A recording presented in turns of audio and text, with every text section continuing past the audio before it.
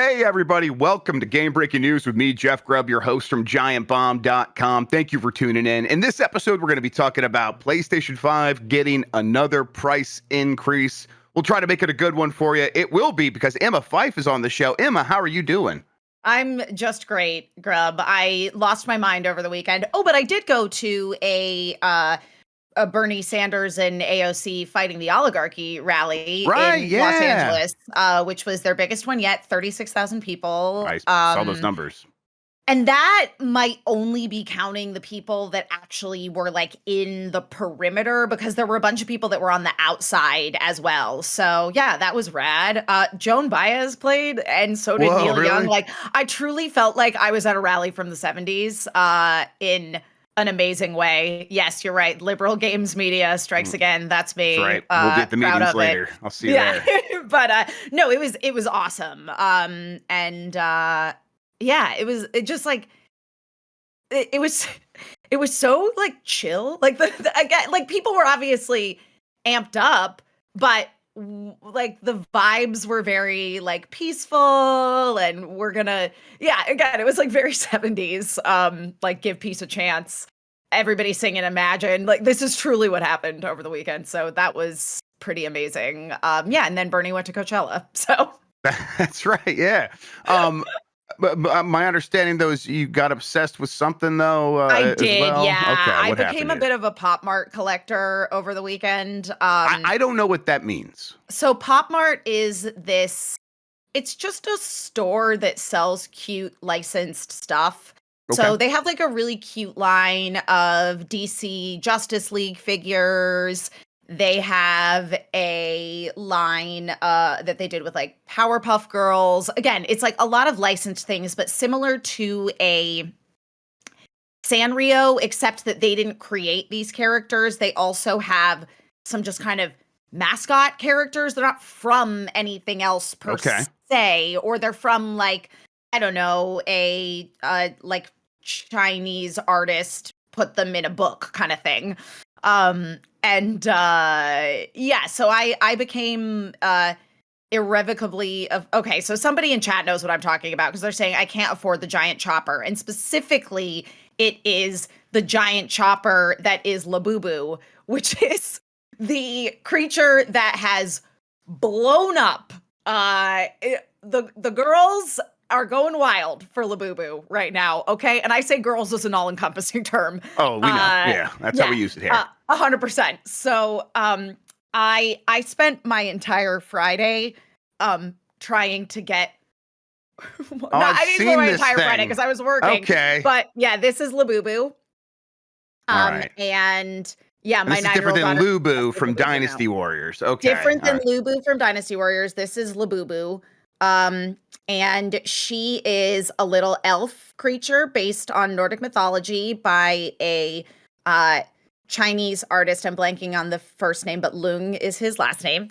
And the girl, she is the moment. Everyone is trying to get one of these. They sell out immediately on Poshmark. Or Poshmark? I mean, they're on Poshmark too, but PopMart. I'm sure they are, yeah. No, Climax in chat, I see you asking about Taikoko, and I've become completely obsessed with Taikoko. I literally bought a lanyard during a PopMart TikTok live stream last night. I bought some blind box lanyards that are in the Labubu series because one of them is Taikoko. So Taikoko is also from the Monsters series, and Taikoko is a little skeleton, and it's like Labubu's little boyfriend who she's constantly tormenting. It's bad. I've gone crazy. So yeah, it's it's like a Beanie Baby sort of thing. Or... It's totally a Beanie Baby thing all over again. Like, that's the thing, is that like I want to get more, but I want to like show up at a PopMart vending machine, which they call RoboShops, at the exact right time to just find one. You know what it is, though? It's like there's something fun about it because there is the like, I don't know, it's the like physical aspect of it, and the fact that you can maybe come across them in the wild, because it is that like Beanie Baby thing. And in a world where so much is digital, this feels I don't know. This feels kind of fun. Yes.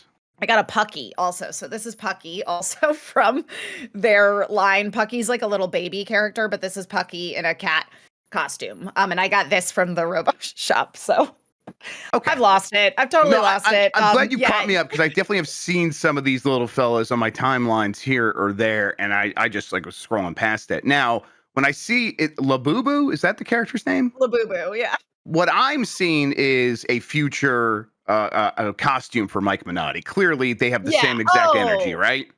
Yeah, Labubu, this little elf girl, and Mike Minotti, basically the same person.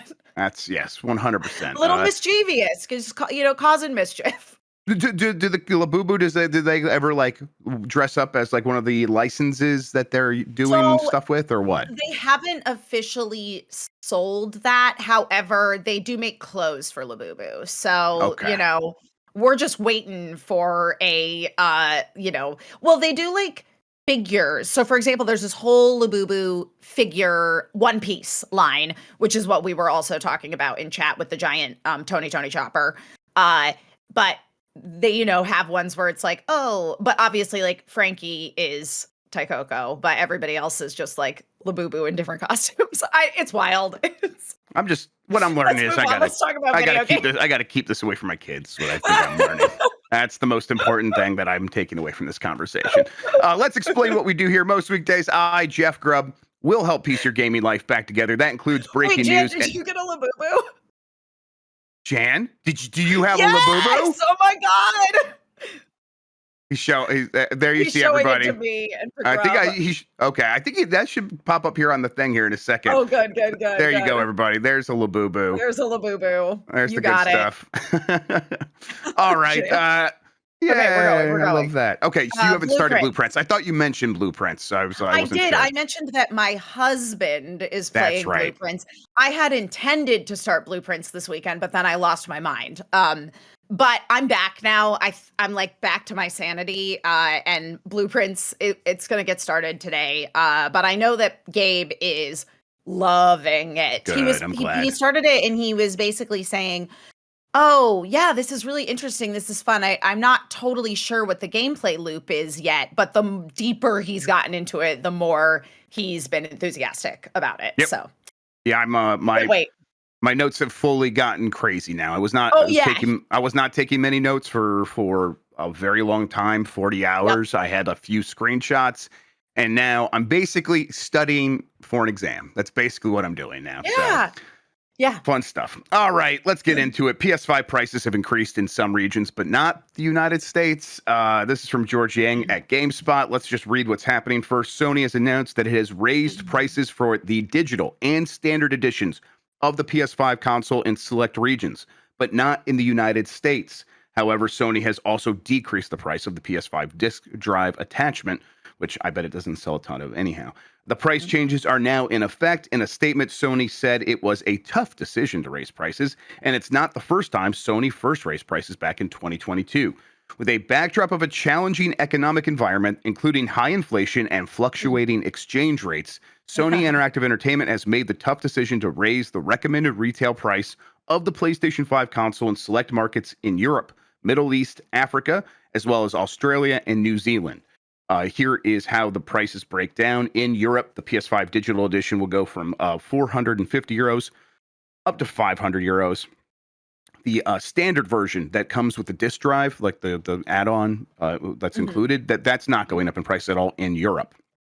But the disc drive will go down from 120 euros to 80 euros. In the UK, the digital edition is going up by £40 from £390 to £430. In Australia, the digital edition is going up 70 Australian dollars. The PS5 standard with the disc drive is actually going up in Australia, but only by $30. And in New Zealand, the digital edition is going up by 60 New Zealand dollars. And then the standard edition with the disc drive is increasing by 50 as well. So that means that will now be 950 New Zealand dollars. It is... I think the initial reaction I had here was, oh, okay, what is going on? Why is it everywhere except for the United States? The United States is certainly one of the factors here in terms of the tariffs, and not the tariffs obviously aren't being applied to these other countries. That's not what's happening. but the tariffs have destabilized the global economy. And when they talk Yes. about, here's Daniel Ahmad, ShugeX on Twitter. I mean, I think he said it last night. As soon as I saw this, I'm like, yeah. He says, everyone is about to find out that the PS5 price won't just increase because of tariffs. The knock-on effect in terms of inflation, exchange rates, and macro trends are also impacting global prices. Even if one region is impacted, Sony may raise prices everywhere to offset losses. Things have become so unmoored from a stabilized global economy that these companies are probably looking around and be like, we got to make as much money now as we can because we don't know what's going to happen in 1-2 years. Things could be a lot worse. And they do have a guaranteed win here pretty soon, Emma, right? With Grand Theft Auto 6. I think that's Yes. really the foundational thing here is Grand Theft Auto 6 is going to come. They know there's been a lot of people waiting on the sideline. Yep. They're going to hit those people where it hurts, right? Yeah, I saw your post about that yesterday, and that to me that is a no-brainer. Again, it's like we're looking at a destabilized global economy. As far as the U.S. goes, and them not increasing prices here, I don't think that that's set in stone. That's going to happen. Yep. For now. Yep. But they're basically increasing the prices in markets wherein they know what the sort of taxation, tariff, import fees. Yeah, they know better what's happening in these countries. They know better what's happening. Exactly. Right now, we're just kind of, I feel like this is happening kind of across the board in terms of commerce in the US. Is there's a lot of things that, we're already set at a certain price because they've been in the US market for a long time, and they're just riding it out right now until they can make a decision. The reason that we're unable to order Nintendo Switch 2s is because they're not in the market yet. So they don't know what to set the market price at. All of these other things were already set at a certain market price, and they just don't know what they need to set the updated market price at. Yeah, they're right. They're anchored to their previous price. Yes. So they have to work from there. Nintendo did announce a price right before those tariffs happened. So they have a little bit of an anchor, but they probably feel like they can make some moves before they actually get that thing launched, which is why they have not announced what's happening with pre-orders yet. Although that could literally happen at any second, Emma. We'll have to kind of keep our eyes open. But yeah, I think that you're right. The PlayStation 5 price increase will come to the United States here pretty soon. They are just waiting for the dust to settle. And it's honestly, it just gets kicked up and gets kicked in our eyes every time it feels like things might start to calm down. So, we are here on Monday recording the show. Over the weekend or late on Friday, I think there was the announcement from someone. I think it was the Customs and Border Patrol the organization that was like, hey, there will be an exemption on electronics and computers from China and everywhere will be exempt from these tariffs. So for one thing, when that was announced, Emma, that should just put to the lie just how much this is about bringing U.S. manufacturing here. Because if you make something in China, it was going to have 0% tariffs. But if you make it here and import the processor that you need, it would be 145% tariffs. So clearly, we knew all along. Obviously, we know he doesn't care about anyone else. He doesn't care about U.S. manufacturing, doesn't care about any of that. We don't have to pretend that he does. No. But now it's just so blatantly obvious that was a lie, and we can just move on from that. But computers, cell phones, smartphones, tablets, all these things are going to be exempt. What about consoles? What about, well, hang on. We'll wait and see. And then it's like we get to later in the weekend. And first we hear maybe those tariffs are temporary as well. That was, Lutnick was on Fox News saying that. Apparently that pissed off a bunch of people in the White House. So they're still fighting amongst themselves about how they're going to do this. Trump is now also saying that they're going to be temporary. He's also saying that there's no such thing as any exemptions, even though this exemption does clearly exist. They've clarified the exemption. It does not include consoles. So the Switch 2, PlayStation 5 are still going to be subject to all of these insane tariffs, 10% from Vietnam, Cambodia, and 145% or whatever it's at now for China. So the dust is just simply it's not even begun to settle. It's once again whirling around. That's exactly what I was going to say. It's swirling around. We're in a dust storm still. Maybe it's not completely blinding us, but it's still in one of those little whirlwinds. It's not I really a want to look tornado. away. I know Yeah. that much. Yeah. Yeah.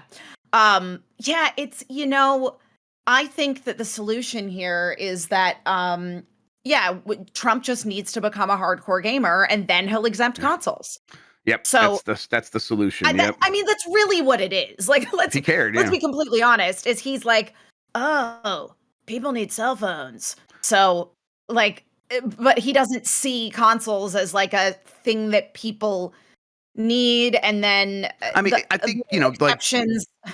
Yeah. Apple donated $1 million to his Yeah. not election campaign, but whatever, like when he was brought into Mhm. office, and a bunch of other companies like that did. And I'm sure that they are using that leverage they got from giving money to get an audience with him, to get him to agree to come up with these exemptions. But even they can't get him to commit to them long term, which is, apparently what was happening inside the White House on Friday.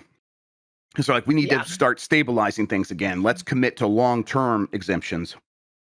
Let's commit to just making decisions on all these things and just go out there and tell the market what they want to hear in a lot of ways.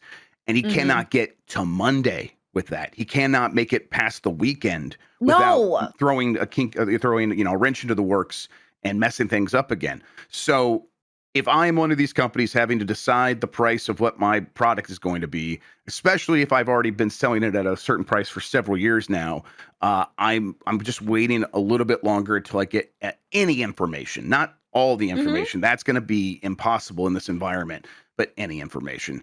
And again, they can't wait forever because GTA 6 is coming, and they do Yeah. want to raise the price before that because they have to have wins now, because the future is more uncertain than it's ever been. I mean, I saw the University of Michigan does a consumer sentiment index. Emma, it's done it Mhm. since the late 70s, I think. Mhm. It is at its lowest point ever. Mhm. The confidence that the American consumer has in the American economy and in their own future is at the lowest point it has ever been. That includes Yeah. 2008. That includes COVID. That includes Yeah. gas shortages in the late 70s. Like, it is really bad. So that should Yeah. be an indicator that people are feeling super queasy. And of course they should be. Look around. The news is terrible. Um, Yeah. but if I'm a company trying to be like, okay, well, maybe we can, like, have a good year this year, and next year we'll have some big games and they'll really hit. Then it's like, no, you got to make money now and No. hope you can then survive Yeah. whatever happens next. It's rough. Yeah. I mean, it was like, even on, I saw people in chat talking about it earlier. Last night, John Oliver did a whole, the main segment was on tariffs. And one of the big points that they were bringing home about it was that the confidence in the US in terms of being an economic partner in participating in the global economy, it's gone. Like, Oh yes. I mean, because like, if we just, like, put it in plain terms of what the original tariffs were going to do, they were going right. to result in the deaths of thousands of people, if not Thousands. more than that, Mhm. in places like Cambodia and Vietnam, places that Yep. are just kind of getting, like, especially Cambodia, that Yep. is really just sort of getting its manufacturing up and running. They've um, assembled their entire economy to work with the United States and make stuff for us that we'll buy. And this has been very good for both countries. It's obviously going to always be an imbalance, and we always actually benefit more than these countries we buy stuff for. But that's sort of the evil we've accepted, to be like, well, slowly over time, their lives will improve. We've even seen this with China Uh, and all this stuff. And then to pull the rug out from underneath them would have just absolutely killed thousands of people. And yep. that was his idea. That was the whole thing, is I'm going to hurt these people because the number that says USA on this side is lower than this country over here. Like, Cambodia's got a higher number than us on it. That drives me insane. It's like, oh my God, Yeah. people don't deserve to die because you don't understand what you're looking at. So how can Correct. anyone trust us? Yeah, it's you just can't. So it is No. going to be a messy situation that will not just be unraveled when he like changes his mind or gets distracted by something else. It has permanently wrought damage on the trust of this country. So, um, Back to PS5 price increase? Yeah, I'm with you. It'll probably go up in the United States here pretty Yeah. soon. I think the Switch 2 probably still will see something, or very well could. Xbox Mhm. should go up in price, but everything's going to go up in price now. Inflation's going to Yeah. come roaring back. It's gonna come roaring back, as you say, though, for the world. Yes. Yeah, oh yeah, everyone's going to pay the price of this. Yeah. I Everyone mean, we is see gonna pay this. the Yeah. price. Yep. Yeah. Things were starting to calm down with inflation. They were starting to calm down with exchange rates a little bit. They were bouncing around for other reasons, but Yeah. now all this stuff has completely thrown that stuff into chaos again. And so, if you're Sony looking around, you're like, okay, we have to do this now because we can get away with it now. And of course, that's always how it goes. These companies do what they can get away with. Worth pointing out, I guess, for now, the PS5 digital edition in most of these countries now is actually more expensive or the same price as the Switch 2. The Switch 2 got announced and was looking kind of rough in comparison because it was more expensive than a PS5 digital edition.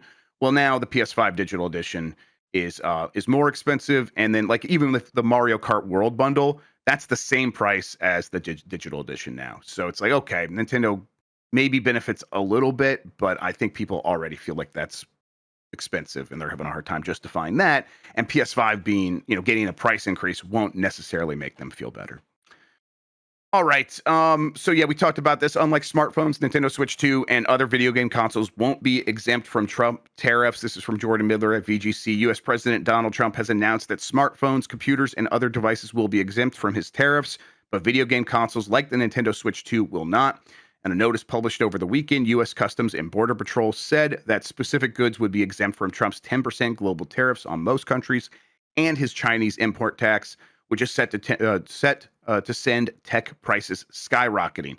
Due to the large number of components manufactured in China and the assembly of products themselves, it was estimated that new smartphones, laptops would increase in price by hundreds of dollars, but the new exemptions have lessened the potential impact of these products. Um, uh, I, you know, Once again, we're kind of just going to have to wait and see what happens with all this. But I think this is just a perfect example of how unclear messaging makes everything so much worse. I mean, people were messaging me all weekend or tagging me on social media saying, "Hey, look, is this good news? Are the consoles going to be exempt?" It's like, I don't know. We're just going Yeah. to wait and we're going to find out more. And I was expecting the worst, and here we are.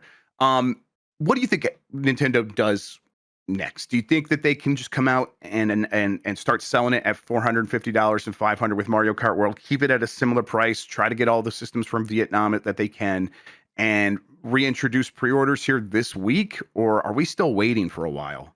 You know, I think that that is likely what they will attempt to do.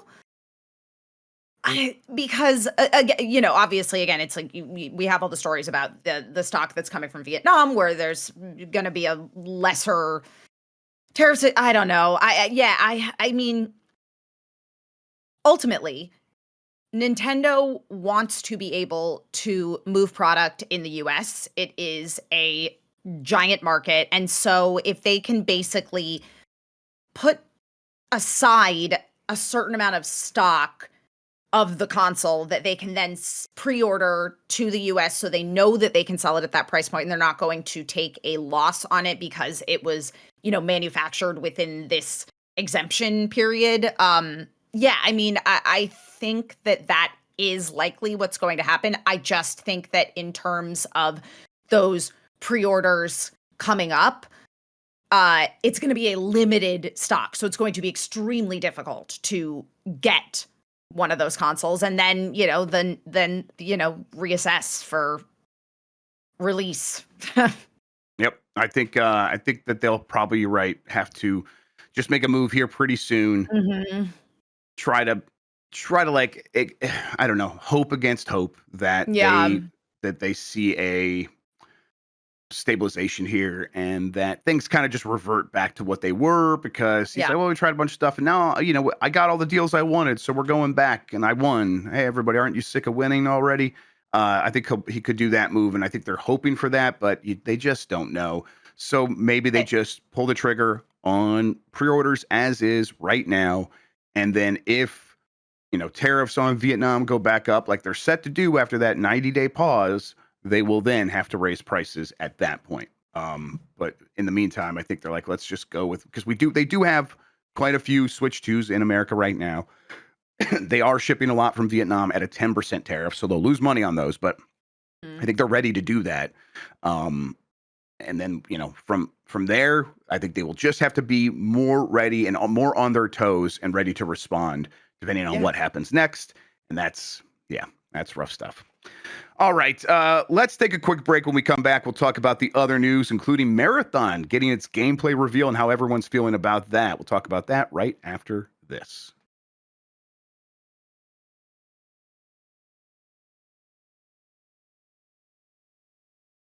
All right, let's get back into it. Me and Emma are still talking about the news, including Marathon gameplay revealed. Marathon is a new extraction shooter from Bungie launching on September 23rd, and alpha signups are open now. Bungie showed off gameplay over the weekend on Saturday, and it looks promising. The game featured a new, unique art style and fast-paced, skill-based combat, but its high difficulty and gear loss upon death may deter casual players. The game will be a premium product with seasonal content updates, including new weapons, mods, runners, and cosmetics. Concerns remain about the game's price. We'll talk about that more in a second. But first, potential for mainstream success is a question mark as well because of Bungie's history with live service games and PvP balancing. And this game is very much about, it's PvPvE. It's an extraction shooter. You go into the world with a team of 3. It's, and I think it's 6 3-player teams. You're all going after loot and trying to get as much as you can, and the players that could survive and actually extract get to keep to their stuff, cash that in, or do whatever they're going to do with it, and then use those resources to go into the next. It's a compound interest game. We have a lot of compound interest games where it's like, oh, I've had some success, and now I can use that success to have even more success next round. I am interested in this. But I also mostly interested because I think Bungie still makes the best feeling shooters. So I want to play their new shooter, and we'll see if extraction can work for me. I really have not, this is a genre I've not really touched much. And because it doesn't sound appealing to me, Emma, but I bet if I get in there with a crew of people and I'm playing it with some friends every Friday night or something like that, I bet I would be into it. These games are very popular. But how are you feeling about it? What do you think the chances for success for Marathon are standing at right now? So, looking at it, again, it is not my kind of game. It's not my genre. Good luck to them. It looks cool. I like the art style.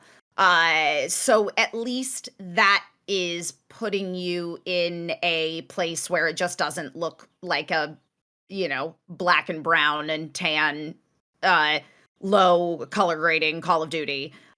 So that at least gives it, in my mind, a chance to attract attention and have people decide, oh, okay, we're going to try this game out. However, I do think that it's a mistake in this day and age to have a high level of difficulty. And I'm not saying like, oh, we should make games easy so everybody can play. That's not what I'm saying. What I mean is that there needs to be adaptability so that you can attract more casual players, because I feel like that is something that Bungie has even struggled with in the past in terms of having these big launches because their games look cool and they feel good to play, so people show up, but then they end up in a position wherein, the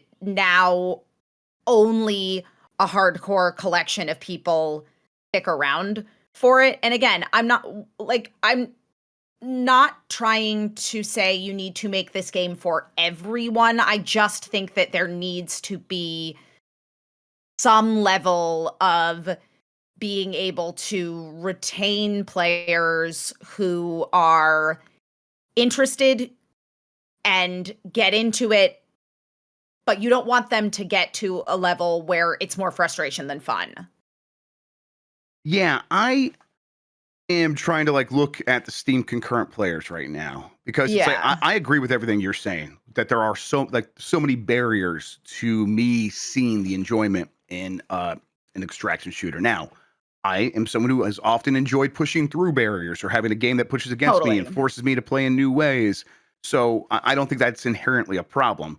But I think when we throw out a lot of stuff like the Elden Ring Night Rain is a multiplayer focused game, and even that other one that they're doing, the Dusk Bloods, that's multiplayer focused, and Yeah. people are like, well, that's a mistake.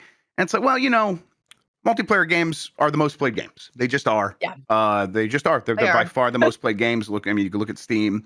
Multiplayer games always have more players than a traditional game, and that's not just like concurrence, but definitely concurrence. Also, they sell better, and now that has gone up and down and fluctuated over the years. But traditionally, it's been very true that multiplayer games tend to sell better. So there's an Mhm. audience out there for multiplayer games, and it's maybe not the audience that always tunes into this show. It's definitely not the kind of thing. I'm not catering to that audience. There are people who do. So it's not the first thing I think of, but I'm like, okay, well then what about extraction shooters specifically? And I'm like, is Escape from Tarkov even on Steam? I don't know if it is. I don't think it is. I I thought don't it was, think it but is. I don't think it is. So that's not going to show up on the most play games, but that's sort of the one that sort of dominates that genre still. There's also, the Hunt Showdown, that is on Steam, but that doesn't have like 100,000 concurrents or something like that. I'm gonna find it here. Hunt Showdown, 1896. It tops out at about 25,000 concurrent players, which is far Mhm. away from the top 50, let alone the top 10. So it's like okay, a a Battlefield game coming out and being not having a single player campaign. Okay, that makes sense because those games get hundreds of thousands of concurrent players sometimes, and they can kind of push through any of these things where it's like, oh, that's niche or whatever. It's not something I want to play. It's like, well, there are a lot of people who do want to play it. I don't think Extraction has had that moment yet, Mm-mm. where it's like it's had its Fortnite or its Call of Duty or its Halo to sort of bring it to everybody. Now, Marathon could be that, and if it is, I do think there's obviously something to this style of play. Mhm. Developers seem to like it a lot. I think that's why they keep making extraction modes. Um, but in this moment, it's just so much easier to see all the ways this won't work than how it will. But of course, I think Emma, if it is fun to shoot things in Marathon because it's a Bungie game, I think that's going to go a very long way to getting it over the top, right? Yeah, I think so. I guess also that it's a lot of discussing happening in chat right now is the reality that this is not a free to play. And obviously we saw how well that went with Concord. Not the same kind of game at its core per se, except that they're both shooty McShoot shoots. Um, so I guess I do wonder if it is going to attract enough attention while asking people to pay money to play it. Yeah. So I mean, that's the other conversation here. Marathon won't be full price. The Bungie says it Right. will be a quote premium title, so it's not going to be free to play. This is from Evan Campbell at GameSpot. Even after a reveal showcase over the weekend, there was confusion about one crucial aspect regarding Marathon, the game's price point. Developer Bungie has clarified that the extraction shooter won't be a quote full price title. However, the entry cost still hasn't been detailed, with that info apparently arriving in the summer. Originally, GameSpot's Marathon preview noted that the game would be full price, and since Bungie has referred to the shooter as a premium title. On Twitter, Wario64 shared those details before the official Marathon account stepped in to spell out the current pricing situation for Marathon. Yes, it's described as a premium experience, but it won't carry a premium price tag, think $70. What the entry cost will ultimately be for the game, we'll have to wait for a few months, though. So it's coming out in September. I think, at one point it leaked or maybe it was speculated or maybe it showed up Mhm. on a store, a $40 price tag. And I just think everyone can't help but go, like Concord, right? And Yeah. yeah, it's definitely like that is the bad taste that's still in Sony's mouth for sure, the owners of Yeah. Bungie, but in a lot of people's mouths. And I think if we look around at the shooter market, if you are one of these people making one of these games, Emma, like even a Battlefield, you got to be Yeah. like, maybe we got to find a way to get this free to play. It's Yes. so hard to compete with Fortnite. It's so hard to compete with so many of these other games that are either Yeah. free or so old that everyone just already has them in their Steam Has account, it. Yep, right? exactly. Yeah, I mean, it's like, how do you make the Fortnite model work in other games? Because I have a bunch of friends who are deeply into Fortnite. They're also deeply into purchasing Fortnite skins. Yes. So it's finding ways to make those in-game transactions feel worth it is kind of the key to finding the way to make your premium game free to play. Yeah, it is. And I don't have experience with extraction. Christian, I know in chat, who I know loves extraction shooters, says he's never Yeah. played a free to play extraction shooter that has worked. I can Yeah. imagine that like balancing the in game economy, separate from your real world spending, is crucial to making that feel fun. That's the stuff that does appeal to me, like Yeah. risk reward, being in the moment, being like, I have a lot of stuff. Should I just be prioritizing surviving now? Or I see a big shiny thing over there. I want to go get that. As soon as you tell me, well, yeah, you can go get that, but someone on the other side of that hill is probably waiting for you, and they probably spent $100 to get stuff. Obviously, it doesn't have to be pay to win. But if they like Yeah. look cooler than me, and that's one of the things I'm getting out of like doing all this work and trying to extract, that can also poison the well of Right. feeling good about the extraction loop. So it's got to be Yeah. difficult to make this make sense. I don't know. Gotcha game? Gotcha game. Add gotcha Just, mechanics. just waifus. That's always the answer. We'll see. I think it looks cool. And I'm gonna try it. I want an extraction shooter. I want to like have an experience with one. I think I'll just save it for this one. This will be the one I actually go in with.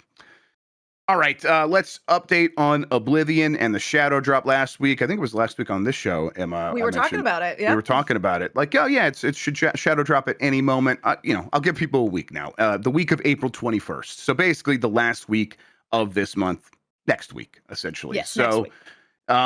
that it should shadow drop then, which I think other people have said, but I've gotten separate confirmation that that's going to be the case. So shadow drop last week of the month. I'm getting excited for this one. Although I Yeah. imagine I'll still be playing Blueprints by then. I'm going to spend the rest of this month playing Blueprints, and then hopefully I can wrap it up and be ready for Oblivion. We'll see. Yes. Um, Yeah, I'm it- excited about this. they have still not like announced any events, right? From Microsoft. Like they announced something for June for the Summer Game Fest season. Yes.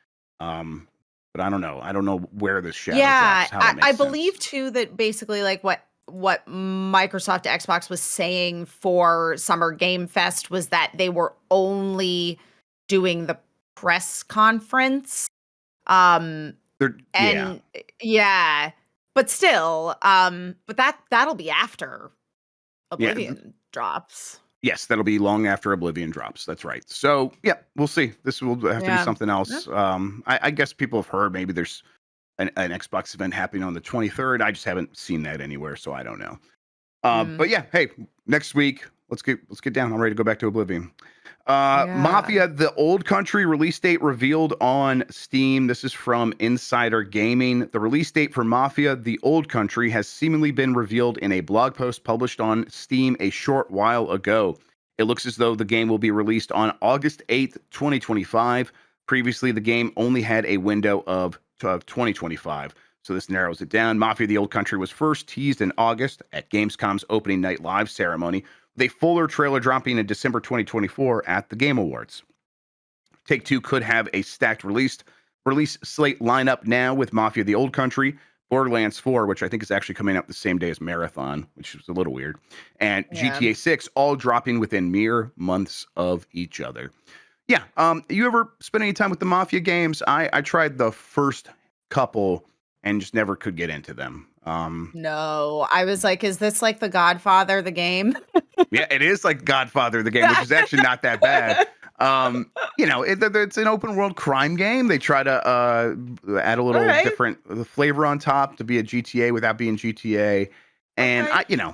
I think they're all right, but they've never been great, I think. And I've always wanted them to be like kind of just get up that next level. I hope this one does it.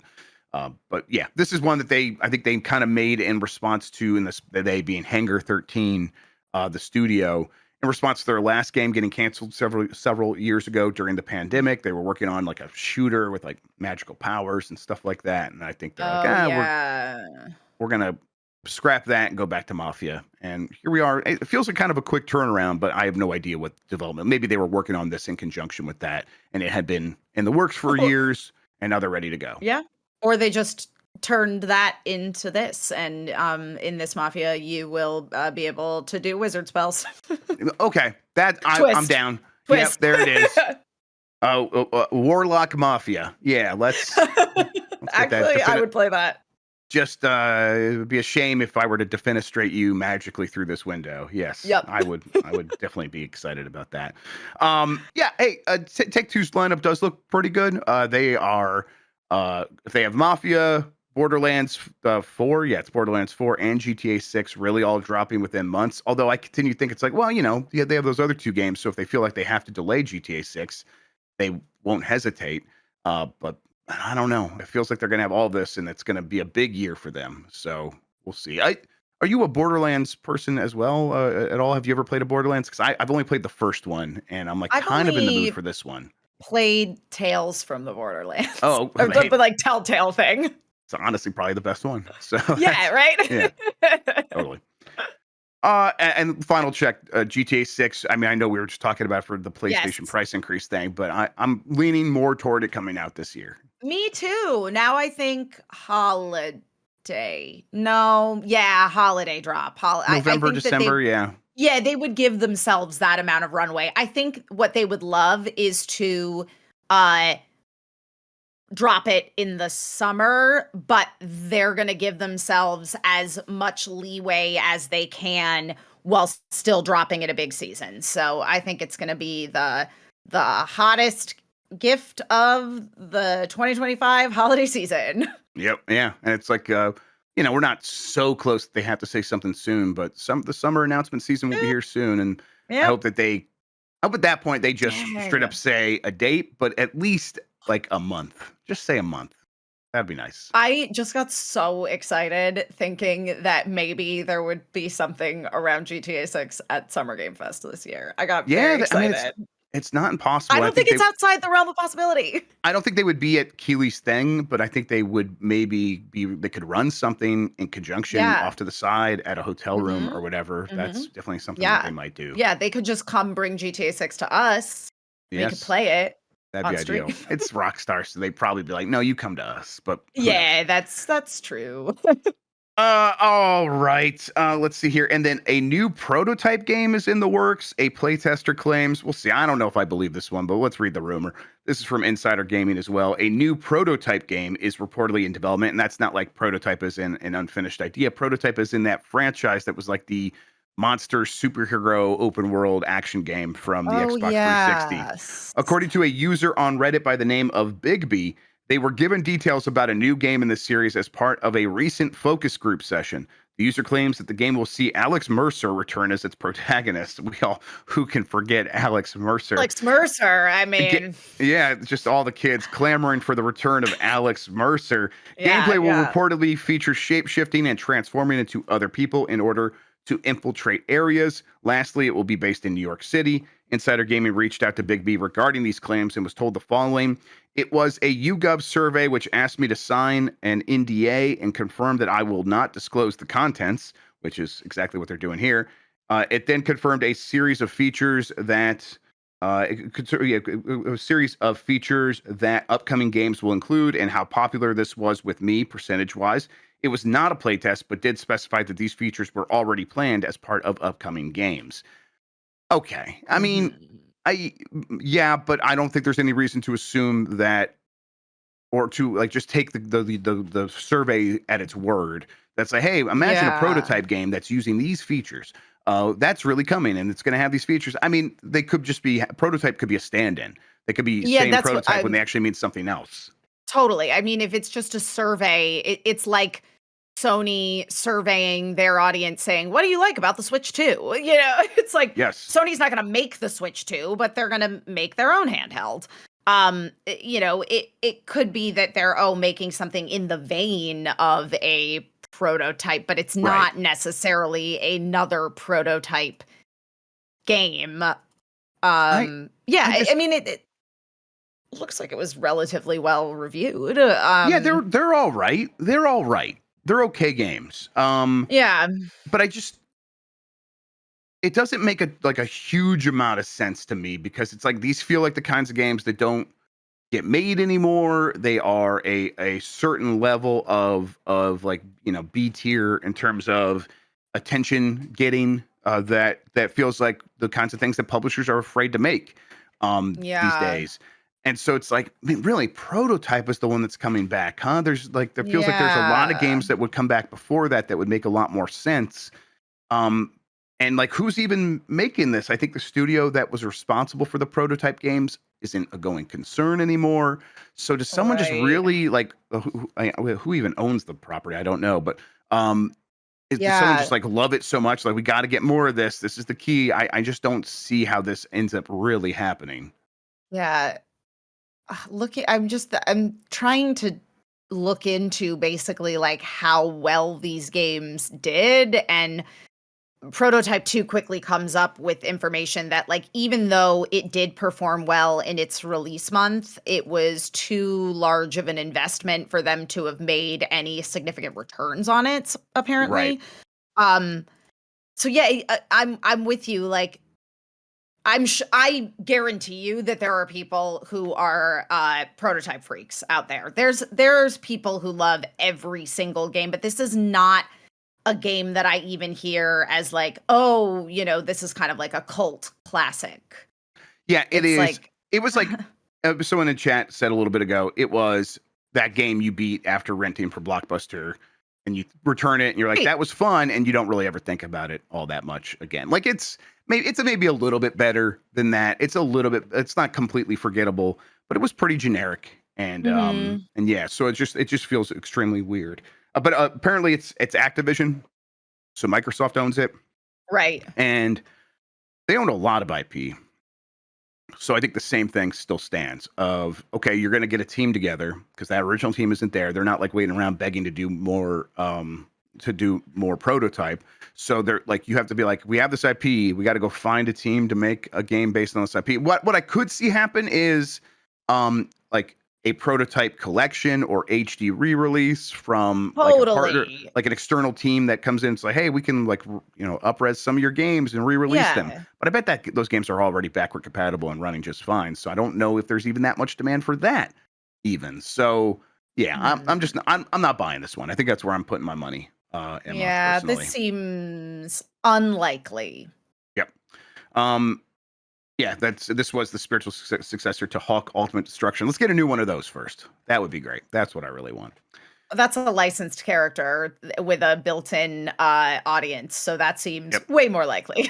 Yeah, and if they just call it Hawk Ultimate Destruction 2, like a sequel to that Xbox and GameCube game, I would be like, that's got a built-in audience too of old men who really like those games. All right, Zelda's Nintendo Switch 2 port finally lets you repair equipment as long as you use the mobile app. This is from Andy Robinson at VGC. Nintendo Switch 2's The Legend of Zelda Breath of the Wild and Tears of the Kingdom ports look set to fix. Andy, I got a problem with you. One of the two game's most divisive features via its mobile app connectivity. As part of its big Switch 2 reveal earlier this month, Nintendo announced that Tears of the Kingdom and Breath of the Wild will both get Switch 2 editions, as well as a new app called Zelda Notes, which will be part of the Nintendo app. That's right. The app will allow players to navigate and leave notes on an interactive game map, share creations in Tears of the Kingdom, unlock achievements, and more. The Zelda Notes app also allows Switch 2 players to roll a random daily bonus, which can be stored and used in-game. This includes generic items like meals and health boosts. But as spotted by Zeltic, one of the rewards is an equipment repair. This will repair any items that have decayed or been used to the point where they're about to break, so you can actually repair them. And to this, I say Nintendo are cowards, and they should have never done this. Stick to your Yeah. guns. Yep. I'm disappointed in them. Yeah.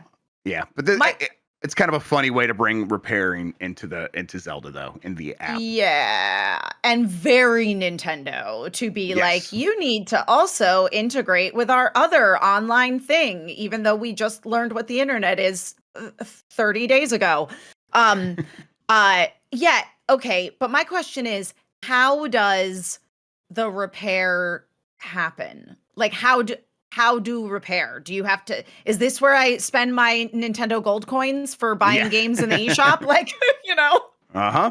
It seems like yeah, you just roll like you'll open the Zelda Notes app, get a random thing each day, and then you just I think probably there's probably how when you bring an amiibo into Zelda where it's like one Oh, of the powers. I wonder if it'll be yeah. like that. Like now one of the powers will be like the Zelda Notes interaction. So we're ready for you. Do the Zelda Notes thing. Maybe you even NFC the phone to your Switch too. I don't know. I'm kind of guessing at this point. Yeah. Obviously it'll be linked to your phone. It's the name of the Yeah. character. Uh-huh. Um, but well, they'll have some solution. I think it's probably going to feel cheap and janky because it's a mobile Yeah. app, and those are always kind of terrible for this, smart glass generation. Yeah. I mean, I think that again, your weapons, it would be one thing if one of the points of the game was weapon scarcity, but that's simply not a thing. No, no, no. It's just like Halo. You run out of bullets in your gun, you drop your gun, you pick up another gun. That's all Yeah, it is. exactly. Yeah, that's and it's meant to kind of keep you engaged with the combat and the environment, and it's good. Weapon Yeah. degradation is actually good. Yeah, Uh, I like but again, weapon everyone feels that degradation. way. This is not going to solve their issues with that. So it's No, just it's kind of not. a No, silly thing this to is do. annoying. If Yes. they really cared about weapon degradation and not creating some little integration for their new Zelda Notes app, they would just make it an option in the game to switch weapon degradation off. Yep. Yep. Totally. It's definitely a part of the balance and part of the loop. And so Yeah. yeah, they're gonna keep it here, and it'll. I don't know if it'll be in the next one. I bet they'll rethink a lot of things, and at that point, maybe they'll have a different kind of loop. But it really worked in these two games. Yep. Um, all right. There was one other thing. Matt Piscatella, right before we started, just kind of shared some tidbits. The MPD, the Circana report, as it's called now, will come out next week. But in the meantime, he's got a little bit of an update on Assassin's Creed Shadows, which he says has been the best-selling video game in the United States for each of its first 3 weeks in the market, according to Circana's retail tracking service. And that's based on dollar sales. Oh. So, it's doing pretty good. That's Yeah, probably what they wanted to hear. I'm happy for Ubisoft. Yeah, they've got so many messes, and they're all responsible. Ugh. They're responsible for all of them. Uh-huh. They made a pretty good game. Assassin's Creed Shadows is Yeah. pretty solid. So I think it's the game that a lot of Assassin's Creed fans were actually asking for as well. So I think that they'll be Yeah, happy with this. I agree. All right, let's wrap things up. We got a poll question to get to. I have it here. Let me get it there. Oh, that's the gamer wrap. Sorry, everybody. Let me go giantbomb.com/@giantbomb, and then you guys can go. Or no, that's youtube.com. I can't see the poll on the Discord, Jan. So let me just get it here. Giant Bomb. Yeah. There we I go. can't show the poll Community. because everything. Oh yeah, Jan said everything on his computer's frozen except OBS. Yep. So Oh, fun. Okay. Well, at least that's still working. I got it here. Do you expect a Switch 2 price increase now? I think we asked that at the end of last week. Let's see here. 49% said yes, 26% said yes, but a smaller one, and 25% said no. I feel like we might have already answered that one as well. So maybe the new one didn't get posted. We'll have a new poll question, and that's going to be, are you excited about Bungie's marathon? Yes or no? We'll get that answered on Game Breaking News on Wednesday. While we get ready for that, Emma Fyffe, why don't you tell people where they can find you on the internet, what you have going on, and all that good stuff? Oh yeah, well, you can certainly find me at my local PopMart Robo store, at the one that is an actual brick and mortar store, at a mall that's not as close but not so far from me. Maybe you could even find me at the Century City Robo Shop if I get really ambitious and want to make the drive over there.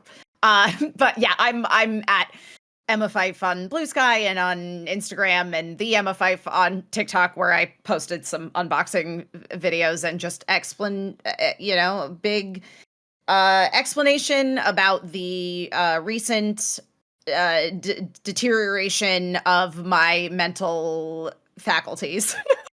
Oh yeah, it comes for us all. All right. Let's see here. Like I said, the new poll question that'll go up on youtube.com/@giantbomb. Just go to the community tab. You can vote there. We'll get the results, talk about it on Game Breaking News on Wednesday. Today, the schedule's getting kind of flipped around a little bit. I think Jan might be having something. We'll see if his computer's going to break or not. And then let's see, tomorrow we'll have the Bombcast. We will have a return of Blight Club on Wednesday. Voicemail Dump Truck will be on Thursday. We'll be running a UPF on Friday. Looking forward to all of that and more this week. In the meantime, Emma Fyffe, thank you for hanging out with me and talking about video games. I really appreciate it. You're very welcome. Thank you all for watching. Thank you all for listening. You're the best audience in gaming. Until next time, have a good one. Take care of yourself. Goodbye.